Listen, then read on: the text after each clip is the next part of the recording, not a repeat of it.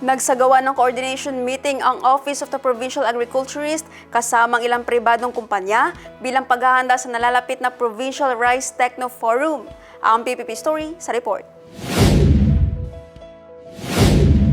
Ikinasa ng OPAG Maguindanao del Sur araw ng Biyernes, March 13, 2026, ang coordination meeting sa Provincial Capitol bilang paghahanda sa nalalapit na Provincial Rice Techno Forum. Isinagawa ang pulong sa hybrid format kung saan may mga kalahok na dumalo ng personal sa venue habang ang iba ay nakibahagi sa pamamagitan ng online platform. Sa meeting, tinalakay at ipinaliwanag ang mga guidelines sa implementasyon ng Provincial Rice Techno Forum kabilang ang hatian ng mga responsibilidad sa pagitan ng Provincial Local Government Unit sa pamamagitan ng OPAG at ng mga partner stakeholders. Ipinakita rin ang iba't ibang technology packages na ibibigay ng mga partner companies tulad ng mga bagong variety ng binhi ng palay, soil ameliorants at iba pang agricultural interventions na makatutulong sa pagpapataas ng produksyon ng palay.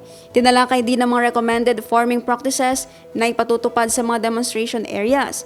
Kabilang dito ang tamang paghahanda ng lupa, pagpili ng binhi, paraan ng pagtatanim, pamamahala ng nutrisyon ng lupa at kontrol sa peste at sakit ng pananim.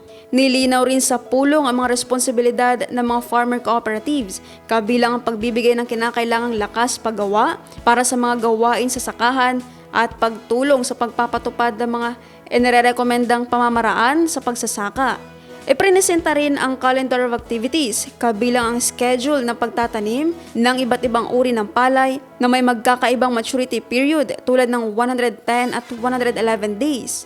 Ipinakita rin gamit ang Google Earth Pro ang mga lugar na saklaw ng programa na may kabuang lawak na 28 hectares. Ayon sa OPAG, mahalaga ang naturang pulong upang mapalakas ang koordinasyon sa pagitan ng PLGU, OPAG at mga partner stakeholders, maipamahagi ang mga tungkulin at matiyak ang maayos at matagumpay na pagsasagawa ng Provincial Rice Techno Forum sa lalawigan.